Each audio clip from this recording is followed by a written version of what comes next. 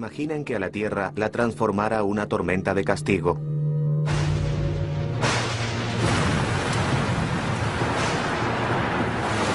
Un diluvio mundial produce una avalancha de agua que cae en cascada a través de los cañones de los rascacielos de Nueva York. Una inundación cataclísmica que arrasa con Asia y barre las grandes capitales de Europa. Desde el espacio, una imagen inimaginable. Un océano inmenso que cubre por completo todo el planeta. ¿Podría esa gran inundación ser parte de nuestro futuro?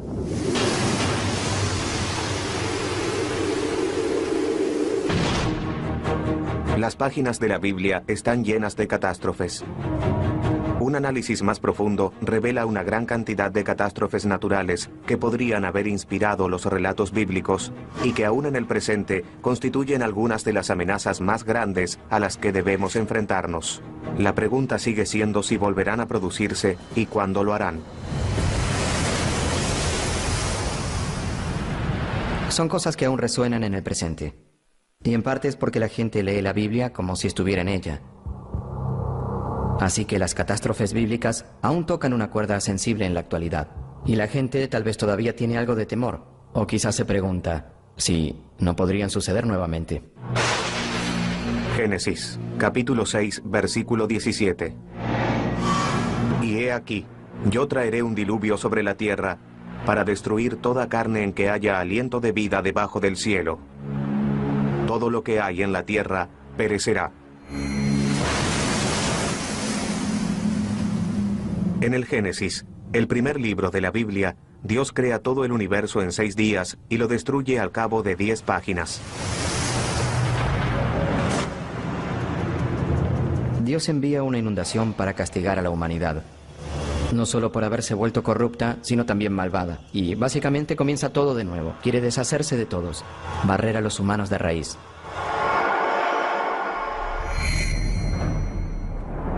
Hace aproximadamente 7000 años, se cree que una antigua inundación arrasó con la región del Mar Negro y cubrió cerca de 100.000 kilómetros de tierra.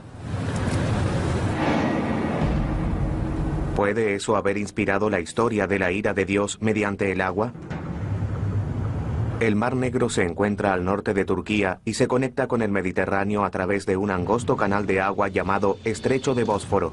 Pero en 1998, 2 geólogos sugirieron que ese canal no siempre existió. De acuerdo con esa hipótesis, hace cerca de 8000 años las aguas del Mediterráneo inundaron catastróficamente la cuenca del Mar Negro. Cuando finalmente se rompió la represa natural del Bósforo, los océanos de todo el mundo hicieron que ingresara agua dentro de la cuenca del Mar Negro. La hipótesis conocida como la inundación del Mar Negro propone que un volumen gigante de agua salada proveniente del Mediterráneo inundó el Mar Negro con resultados catastróficos. Para la gente que vivía en la cuenca del Mar Negro, fue una catástrofe que solo pudieron interpretar como la furia divina.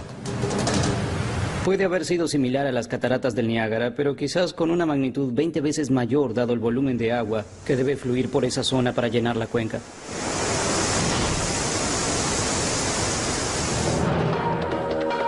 En 2000, el oceanógrafo Dwight Coleman y su equipo comenzaron a investigar el fondo del Mar Negro en busca de evidencia de la inundación. Lo que vemos aquí por medio de un software de visualización es que podemos sobrevolar la zona y seguir el camino que el nivel del mar en aumento debió haber tomado al fluir al interior del Mar Negro. El canal producido por el agua salada revela la intensidad del diluvio. Es bastante claro que hay un canal muy profundo producido por el agua que fluye a través del fondo del Mar Negro. Eso indica que fluyó un volumen muy grande de agua a una velocidad también muy alta. Cuanto más veloz es la corriente, más devastadora es la inundación. Pero en última instancia, fue el descubrimiento de conchas de agua dulce en el agua salada del Mar Negro lo que ofreció una prueba concreta de la inundación. Hace 7400 años crecían moluscos de agua dulce en el Mar Negro. Esta concha prueba que, en algún momento del pasado, el Mar Negro fue un lago de agua dulce. Y la concha de agua salada más antigua que encontramos tiene aproximadamente 6.900 años. De modo que en algún momento durante ese lapso de 500 años se produjo este cambio. Este acontecimiento cataclísmico cambió el paisaje para siempre. Hoy es algo científico, pero en aquel momento fue algo aterrador. Pensamos que había tal vez miles de personas que vivían a orillas del Mar Negro en el momento de la inundación. Y toda esa gente se vio desplazada como resultado de ella. Para los agricultores primitivos que vivían a orillas del Mar Negro, antes de eso debe haber sido un espectáculo increíble. Les habrá parecido una inundación a escala mundial. Pero, ¿qué pudo hacer que las aguas del Mediterráneo subieran tan alto como para inundar el Mar Negro de agua dulce? Los científicos suponen que todo comenzó durante la última era de hielo. El mundo era muy diferente durante la última era de hielo. Había una capa de hielo como la de Groenlandia de unos 3 kilómetros de espesor, que llegaba tan al sur como Chicago y Nueva York, y se extendía a lo ancho del continente. Eso es mucho hielo. Pero hace unos 11.500 años, la Tierra comenzó a calentarse y los hielos derretidos necesitaban un lugar a donde ir. Obviamente, perdimos esa capa de hielo de Laurentine.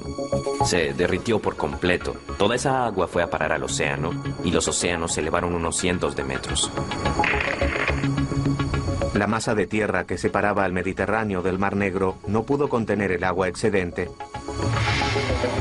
Cuando se desató la presión, se transformó el mundo. Y ese suceso que cambió el mundo podría ocurrir nuevamente. Nuestros cambios climáticos se producen en un instante geológico. Las capas de hielo se derriten rápidamente. Las medimos con satélites que calculan la masa que pierden las enormes capas de hielo de Groenlandia y la Antártida. Y esas pérdidas de hielo parecen producirse cada vez más rápido. El hielo derretido podría hacer que los niveles del mar se eleven drásticamente una vez más. Recordemos que con solo 1 metro de elevación en el nivel del mar, habría alrededor de 100 millones de evacuados en las zonas costeras, lo cual alteraría no solo el lugar en el que vive la gente, sino también el curso de las civilizaciones y las sociedades. Los expertos creen que una pérdida completa de las capas de hielo, tanto de Groenlandia como de la Antártida, elevaría el nivel del mar más de 60 metros. No existe fuerza natural que pueda derretir esa masa de la noche a la mañana. Pero si estas capas desaparecieran, nuestro planeta se convertiría en un auténtico mundo acuático. Si llegamos al punto en el que se derritieran tanto Groenlandia como la Antártida, estaríamos hablando de un lugar radicalmente diferente. Se parecería al escenario descrito por Al Gore, con Nueva York borrado del mapa y toda la costa oriental reconfigurada. Todos viviendo en la costa que en algún momento fueron los Montes Apalaches. Sería un mundo totalmente diferente. La Biblia dice que luego del diluvio universal, Dios prometió no arrasar nunca más con la vida en la tierra. Pero hoy en día, con una variedad de desastres cataclísmicos al acecho, no podemos estar seguros de que no volverá a suceder de un modo u otro.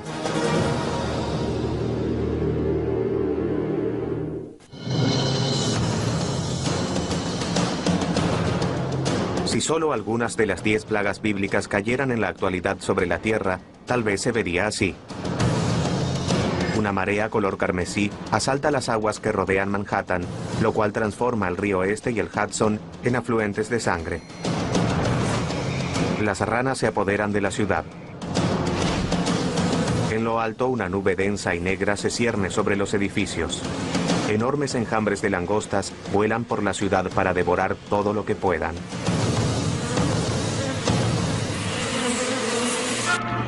¿Cómo responderíamos a ese torrente de catástrofes desenvolviéndose sin control? El mundo moderno sigue sujeto a los mismos tipos de catástrofes que figuran en la Biblia. Aún tenemos plagas, terremotos y toda clase de tormentas enormes. Y todavía alteran mucho nuestra forma de vida. pero si de repente un cataclismo tras otro bombardeara hoy el planeta que conocemos, es difícil imaginar cómo lo resistiríamos.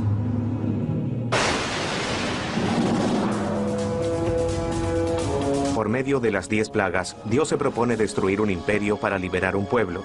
Los israelitas son esclavos de los egipcios y el Todopoderoso quiere que los liberen. Pero el faraón no está dispuesto a resignar la mano de obra gratuita. El faraón no está dispuesto a dejar ir a los israelitas, por lo tanto, esto se vuelve una contienda entre Dios y los egipcios por medio de las 10 plagas. Y las plagas parecen ser cada vez peores y más destructivas. Éxodo capítulo 7, versículo 17.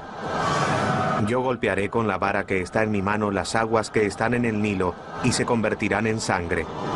Y los peces que hay en el río morirán.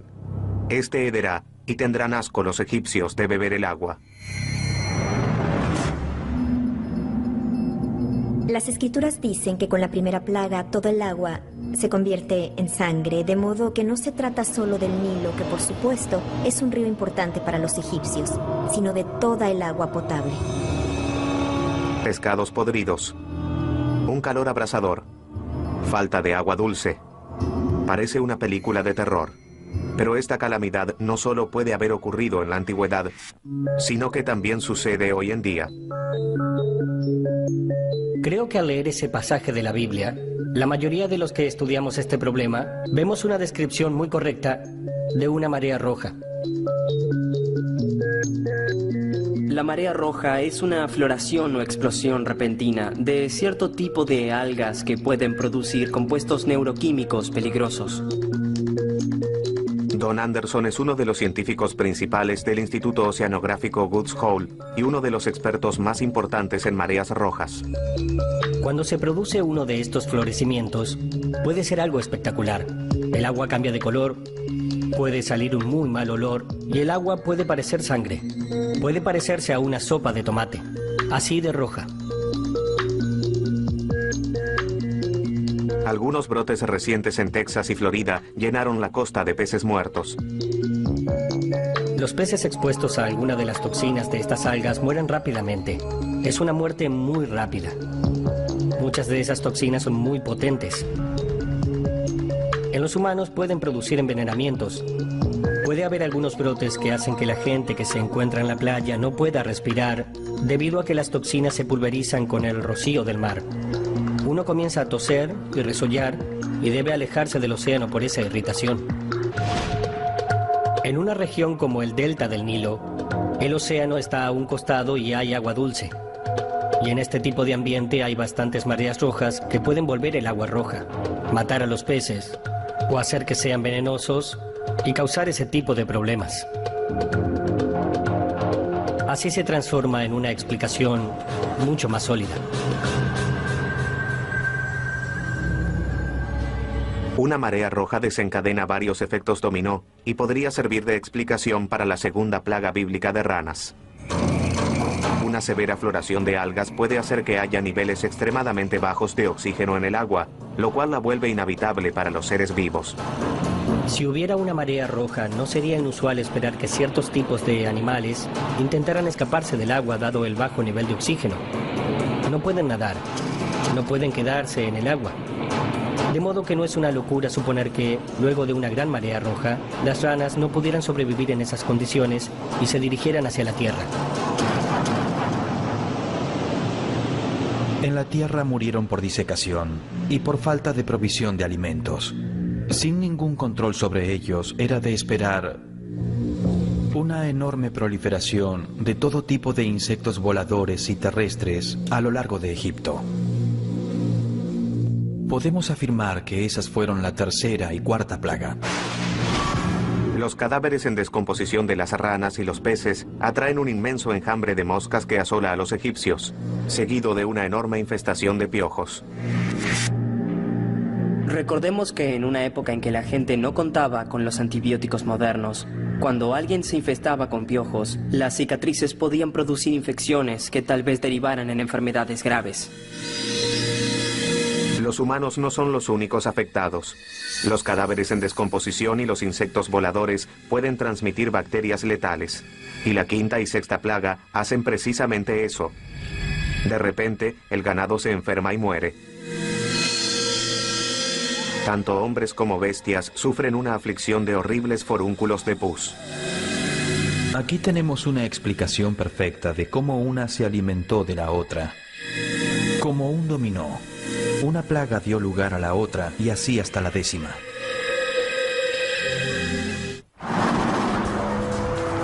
Hoy los antibióticos hacen que las enfermedades bacteriales se traten fácilmente.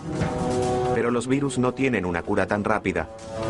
Y como en los tiempos bíblicos, el ganado se encuentra expuesto a epidemias mortíferas. Puede tratarse del virus de la gripe que antes vivía en las aves, los cerdos u otros tipos de animales. Algunos de ellos evolucionaron y de repente pueden vivir también dentro de receptores humanos. Los recientes brotes de gripe aviar y porcina son advertencias que los humanos no deben pasar por alto. Algunos expertos en epidemias piensan que es casi inevitable que en algún momento vuelva a producirse algún tipo de gripe aviar y que ésta evolucione hasta radicarse en las personas, en los seres humanos. Que se transmita mucho más fácilmente y que sea más o menos letal.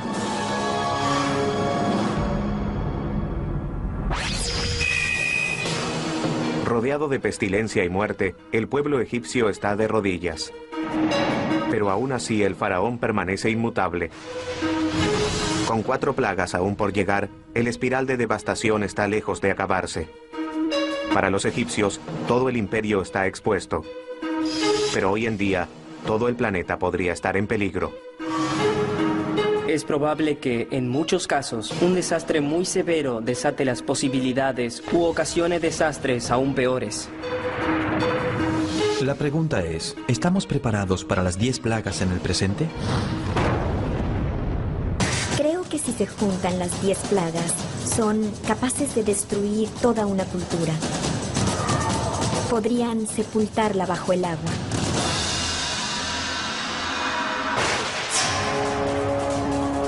No hay carne, peces ni agua para beber. La 7ª y 8ª plaga azotan el granero de Egipto. Una lluvia de granizo cae sobre los campos de trigo y un ejército de hambrientas langostas diezma todo lo que encuentra en su camino. En la Biblia dice que fue la más grave de todas las plagas, aunque no mató a demasiadas personas o animales. Pero lo que sí mató fue la esperanza de los egipcios de sobrevivir.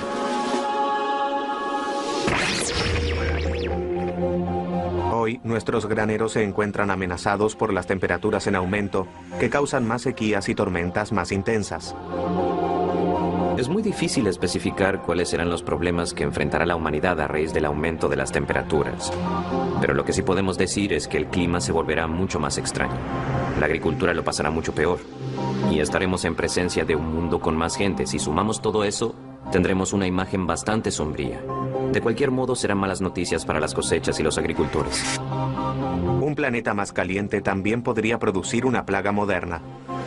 Creo que la sorpresa principal que traerá aparejada el calentamiento global es un aumento de plagas. El escarabajo de la corteza está asolando los bosques de Canadá. Vemos un aumento de la cantidad de mosquitos con todas las enfermedades que acarrean, como la malaria y la fiebre del dengue. Son cosas que relacionamos con los países en vías de desarrollo, pero con el calentamiento global, la esfera en que pueden vivir esos mosquitos se expande.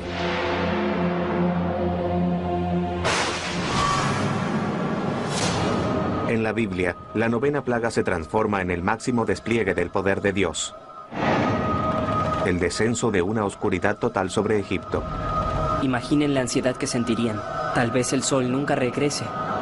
¿Qué es lo que pasará ahora? El granizo, las tormentas y la oscuridad tal vez estuvieron relacionados. Algunos estudios recientes sugieren que aquellos prueban que la Biblia registró uno de los mayores cataclismos del mundo antiguo. A 800 kilómetros al norte de Egipto se encuentra la isla griega de Santorini. En el siglo XVI a.C., Santorini sufrió una de las explosiones volcánicas más grandes de los últimos 10.000 años. Fue más de 50 veces mayor que las erupciones del monte Santa Elena en 1980. Ese fue el suceso más grande que se debe haber visto en la región del Mediterráneo en toda la historia. ¿Acaso los relatos de la explosión de Santorini se habrán ganado un lugar en la Biblia? Una erupción volcánica tan grande formaría una columna de material en la atmósfera de 32 kilómetros de altura. La gente vería una lluvia de ceniza desde el cielo y estaría a oscuras porque la nube de polvo cubriría la luz solar. Recientemente se hallaron pruebas físicas de que las cenizas del volcán de Santorini llegaron hasta Egipto, a 850 kilómetros de distancia. La evidencia física consiste en capas de ceniza que se hallaron en un lago del delta del Nilo. Así sabemos que la ceniza recorrió todo ese camino hacia el este y cayó sobre esa región. La erupción también podría explicar las devastadoras tormentas de granizo. La ceniza volcánica en la atmósfera puede producir inestabilidad atmosférica, precipitaciones o tormentas eléctricas. Y en esas tormentas también habría granizo. En la actualidad, uno de los famosos parques norteamericanos es una bomba de tiempo volcánica con 100 veces más poder explosivo que el de Santorini. Yellowstone es un supervolcán y produjo varias erupciones. La última fue hace 600.000 años. Al observar su historia, vemos que aproximadamente cada 600.000 años, Yellowstone produce una enorme erupción volcánica. Uno podría decir que ya se venció el plazo para una erupción de esa magnitud en la caldera de Yellowstone. Si la caldera de Yellowstone entrara nuevamente en erupción, si hoy viéramos ese tipo de supervolcán, estaríamos frente a un nivel de daños que abarcaría todo un continente. La explosión de Santorini pudo haber matado a miles. Pero si explotara la caldera de 50 kilómetros de Yellowstone, tal vez veríamos algo mucho peor. La ceniza en la atmósfera sumiría a todo el planeta en un invierno apocalíptico. La suma final de muertes podría alcanzar los 1.000 millones en todo el mundo. No es una cuestión de si el volcán volverá a erupcionar, sino de cuándo lo hará, y no hay forma de evitarlo.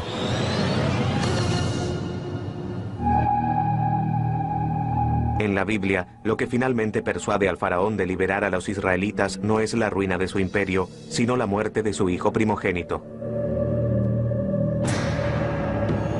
La 10ª plaga mata a todos los primogénitos varones del imperio. Todas las familias estaban de luto. Fue ahí donde se vio el poder de esa plaga.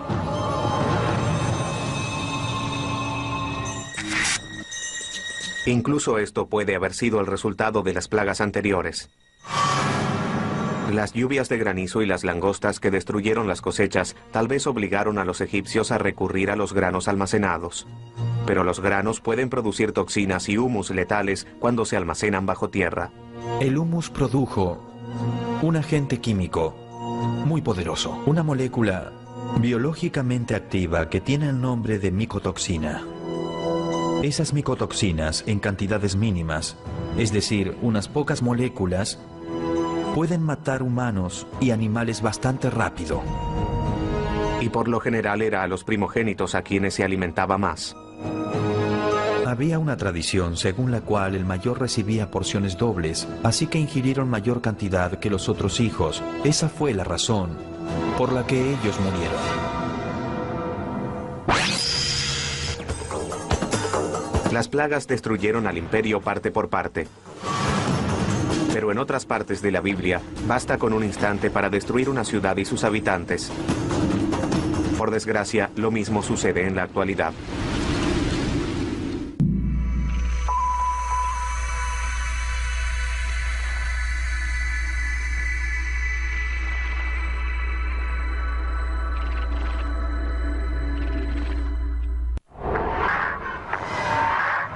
Una ciudad regida por el dinero, en la que abundan los buenos momentos y la gente bella vive cada día como si fuera el último.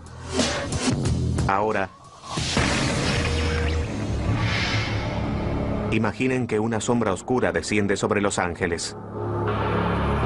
Cenizas comienzan a caer desde arriba.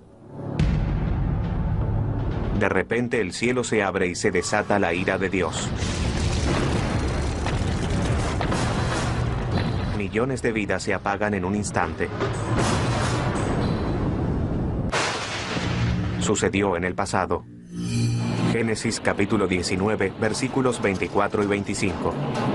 Entonces el Señor hizo llover azufre y fuego sobre Sodoma y Gomorra desde los cielos, y destruyó aquellas ciudades, y todo el valle, y todos los habitantes de las ciudades, y todo lo que crecía en la tierra.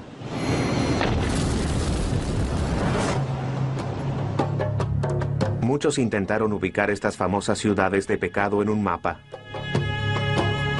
En los años 70, unos arqueólogos excavaron en la actual Jordania y descubrieron 2 ciudades abandonadas que pueden haber inspirado el relato bíblico. Alrededor de 1979, los arqueólogos sugirieron muy tentativamente que si hubiera una pizca de veracidad histórica en el relato de Sodoma y Gomorra, quizás sería en las ruinas de Bab Edra y en las ruinas de Numeira donde habría comenzado todo. La ciudad amurallada de Bab Edra en un momento se encontraba en una gran colina sobre la llanura del Mar Muerto. Todo lo que queda hoy son escombros. Pero el cementerio de la ciudad revela su importancia.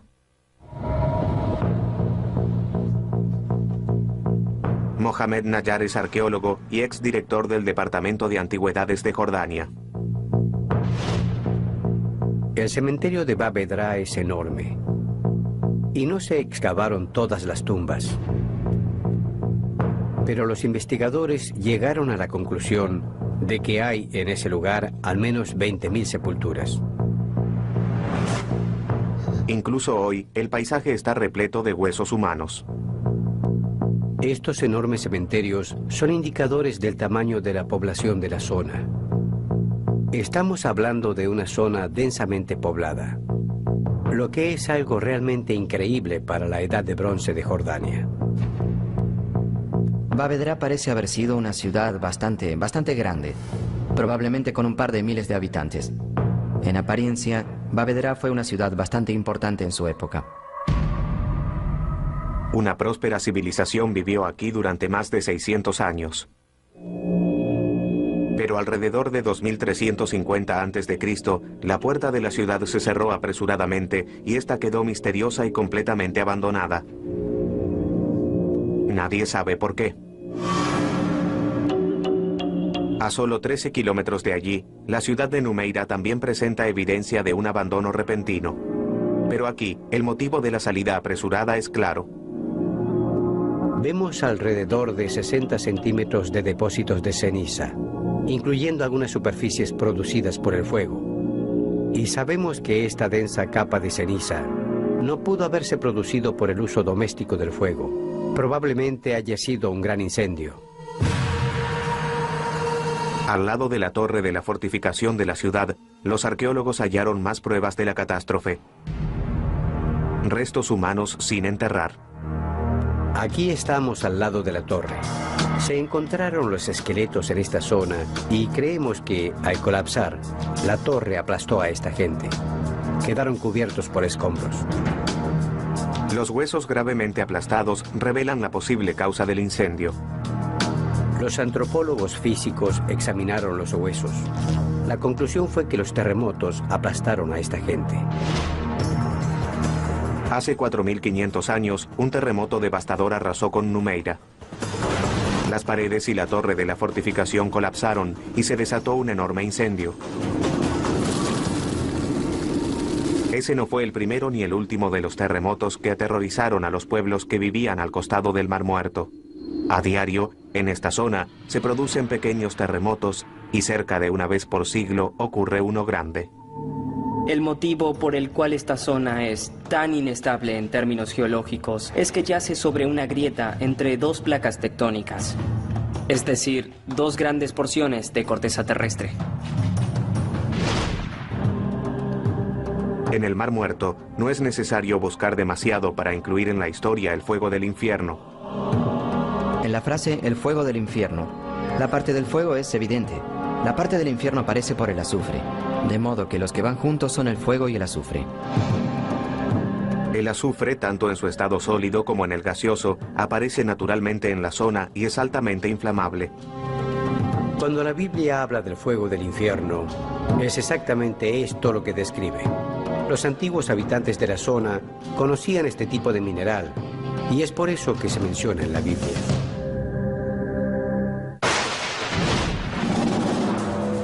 Hoy en día, nuestras propias catástrofes podrían inspirar una nueva serie de leyendas escritas.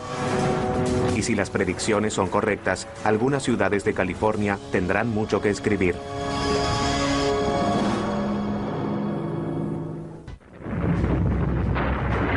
Un antiguo terremoto que destruye un paisaje y desata un incendio que arrasa con todo lo que está a la vista. Dos ciudades yacen en ruinas. Bavedra y Numeira pueden haber inspirado el relato de Sodoma y Gomorra, una de las historias de destrucción más famosas de la Biblia. Numeira hoy parece haber sido destruida antes que Bavedra. Esas ciudades no se destruyeron al mismo tiempo.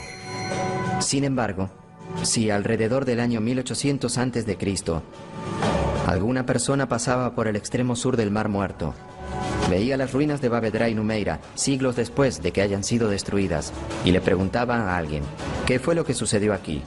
La respuesta sería, oh, fue una ciudad muy pecadora y los dioses la destruyeron. Numeira fue el hogar de cientos de personas antes de que un terremoto sellara su destino. Las tragedias de 2010 en Haití y Chile demuestran que los temblores modernos pueden poner a millones en peligro.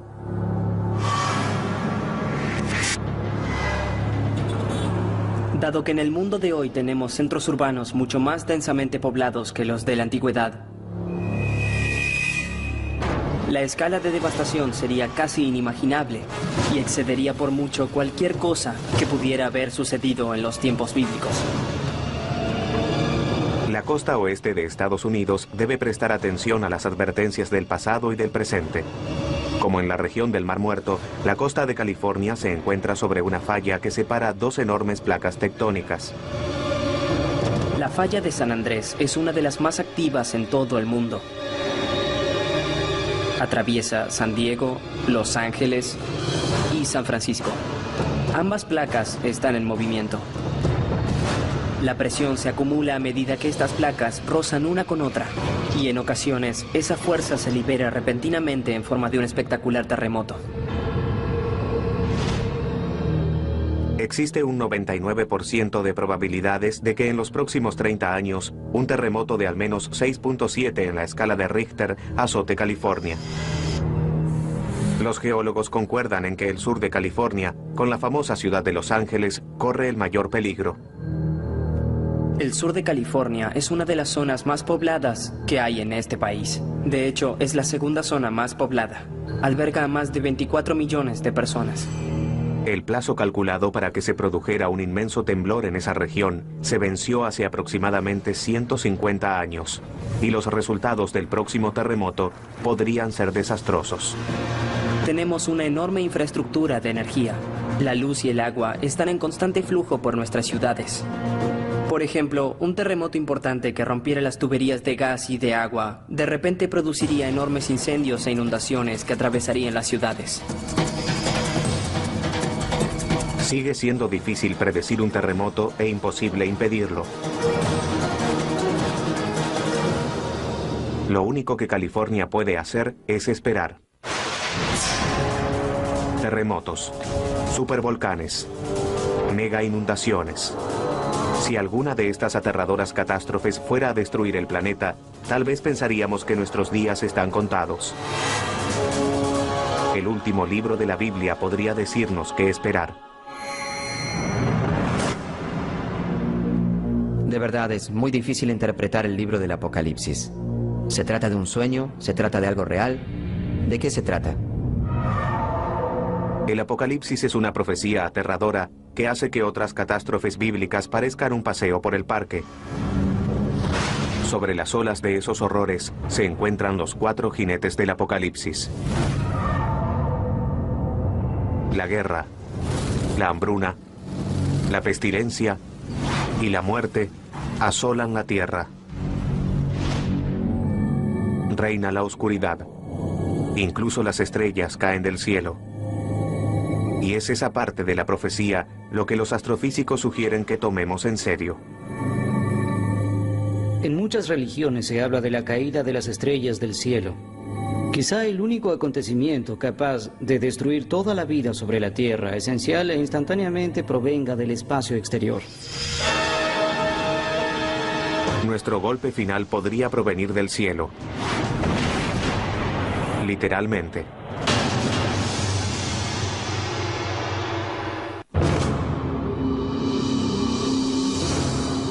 El Apocalipsis es el último libro de la Biblia. Y muchos creen que también es un vistazo a lo que será el fin de nuestros días. Pero el Apocalipsis también describe un futuro en el que el cielo se vuelve contra el planeta Tierra. Apocalipsis, capítulo 6, versículo 13. Y el sol se puso negro como cilicio hecho de cerda, y toda la luna se volvió como sangre, y las estrellas del cielo cayeron a la tierra.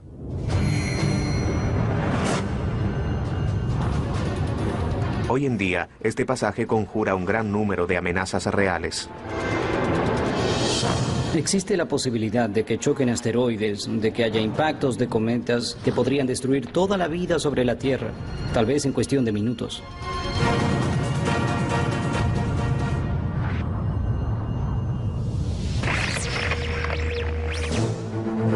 Podríamos enfrentar el mismo destino que los dinosaurios. Hace 65 millones de años, un asteroide de 10 kilómetros de ancho chocó contra la península de Yucatán de México e hizo que se extinguieran. La magnitud del cataclismo supera cualquier cosa que podamos imaginar. Como resultado, ese gigante evento de extinción fue tan grave que parece haber acabado con aproximadamente la mitad de las especies de vida en la Tierra. Si sucedió una vez, es probable que vuelva a suceder. Apophis es un enorme asteroide. Tiene alrededor de 300 metros de ancho, parecido al tamaño de un estadio de béisbol. Si ese objeto se estrellara contra el planeta Tierra, golpearía con la fuerza de aproximadamente 100.000 bombas de Hiroshima. En 2029, Apophis pasará lo suficientemente cerca como para que podamos verlo con binoculares. El asteroide estará a unos 29.000 kilómetros, una distancia más cercana que la de algunos de nuestros satélites. En función de cómo circunde la Tierra, pasará nuevamente en 2036. Y en ese momento no sabemos si chocará o no. Los cálculos de probabilidades recientes indican que la probabilidad de un impacto puede ser de 1 en 100.000. Pero realmente no sabemos, se trata de magia negra cuando hablamos de intentar predecir el trayecto preciso de un objeto capaz de acabar con un planeta.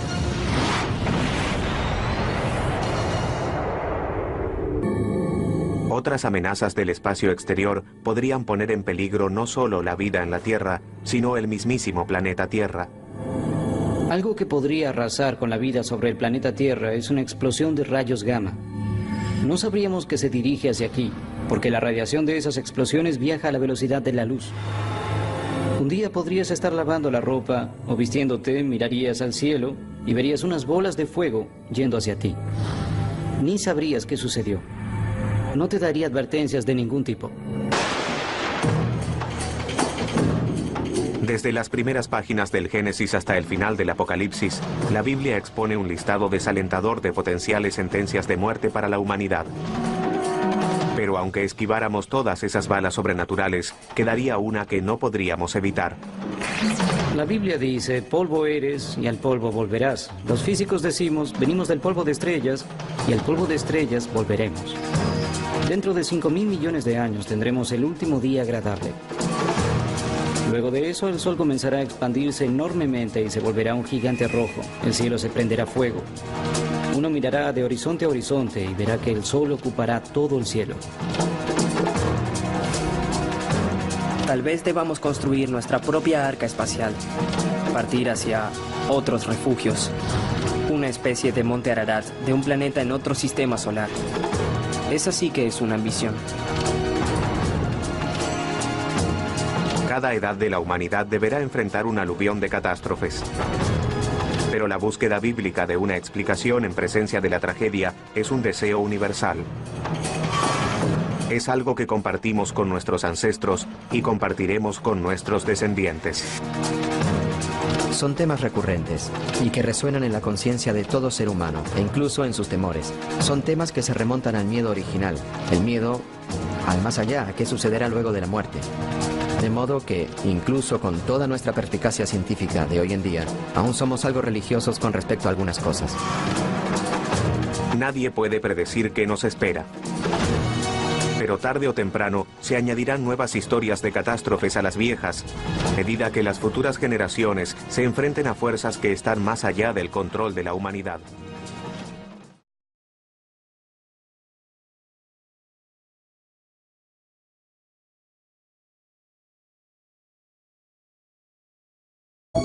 Pero hace unos 11.500 años, la Tierra comenzó a calentarse y los cielos derretidos necesitaban un lugar a donde ir. Obviamente, perdimos esa capa de hielo de Laurentine. Se derritió por completo. Toda esa agua fue a parar al océano y los océanos se elevaron unos cientos de metros. La masa de tierra que separaba al Mediterráneo del Mar Negro no pudo contener el agua excedente. Cuando se desató la presión, se transformó el mundo. Y ese suceso que cambió el mundo podría ocurrir nuevamente. Nuestros cambios climáticos se producen en un instante geológico. Las capas de hielo se derriten rápidamente. Las medimos con satélites que calculan la masa que pierden las enormes capas de hielo de Groenlandia y la Antártida. Y esas pérdidas de hielo parecen producirse cada vez más rápido. El hielo derretido podría hacer que los niveles del mar se eleven drásticamente una vez más. Recordemos que con solo 1 metro de elevación en el nivel del mar, habría alrededor de 100 millones de evacuados en las zonas costeras, lo cual alteraría no solo el lugar en el que vive la gente, sino también el curso de las civilizaciones y las sociedades. Los expertos creen que una pérdida completa de las capas de hielo, tanto de Groenlandia como de la Antártida, elevaría el nivel del mar más de 60 metros. Catastróficamente la cuenca del Mar Negro. Cuando finalmente se rompió la represa natural del Bósforo, los océanos de todo el mundo hicieron que ingresara agua dentro de la cuenca del Mar Negro. La hipótesis conocida como la inundación del Mar Negro propone que un volumen gigante de agua salada proveniente del Mediterráneo inundó el Mar Negro con resultados catastróficos. Para la gente que vivía en la cuenca del Mar Negro, fue una catástrofe que solo pudieron interpretar como la furia divina. Puede haber sido similar a las cataratas del Niágara, pero quizás con una magnitud 20 veces mayor dado el volumen de agua que debe fluir por esa zona para llenar la cuenca.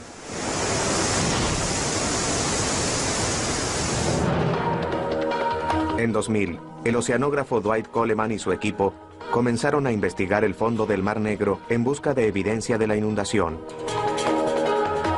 Lo que vemos aquí por medio de un software de visualización es que podemos sobrevolar la zona y seguir el camino que el nivel del mar en aumento debió haber tomado al fluir al interior del Mar Negro.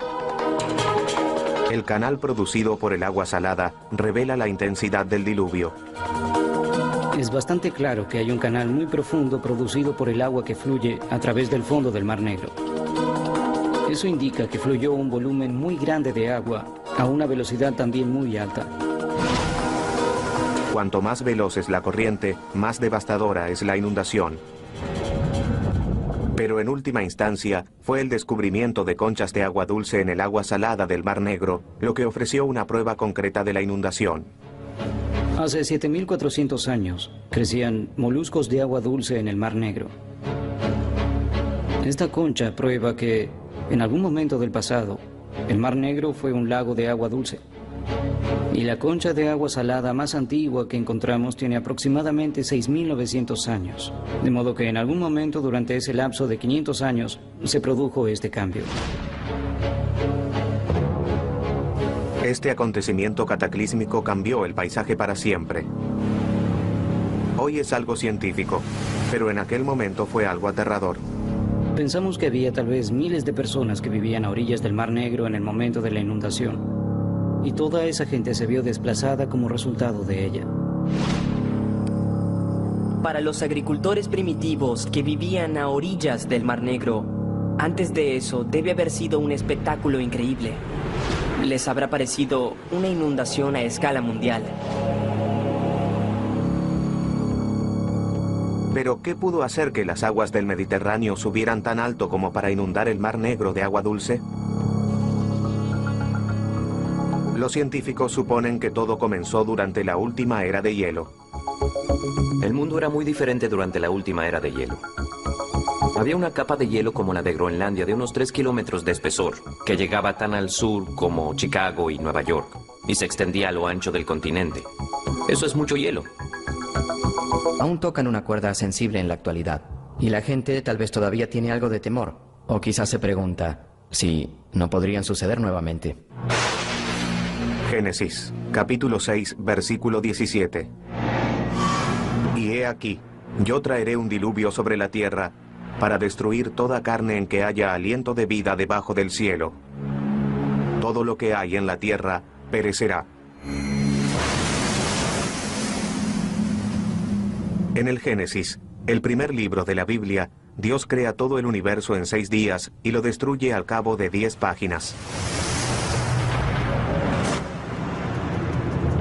Dios envía una inundación para castigar a la humanidad. No solo por haberse vuelto corrupta, sino también malvada. Y básicamente comienza todo de nuevo. Quiere deshacerse de todos, barrer a los humanos de raíz.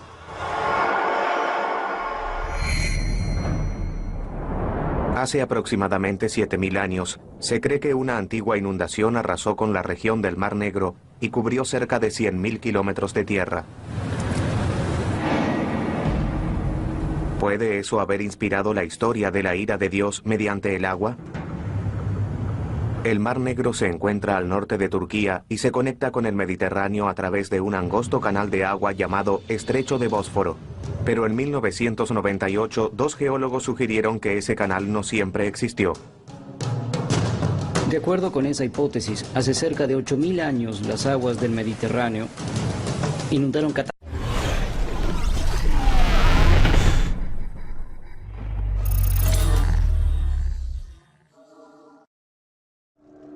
Imaginen que a la Tierra la transformara una tormenta de castigo.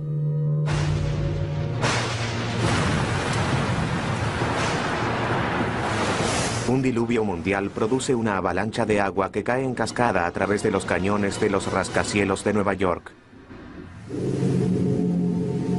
Una inundación cataclísmica que arrasa con Asia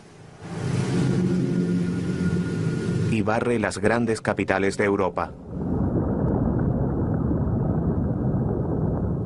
Desde el espacio, una imagen inimaginable.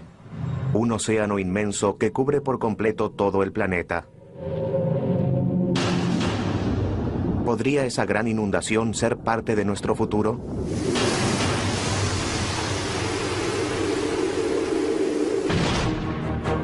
Las páginas de la Biblia están llenas de catástrofes.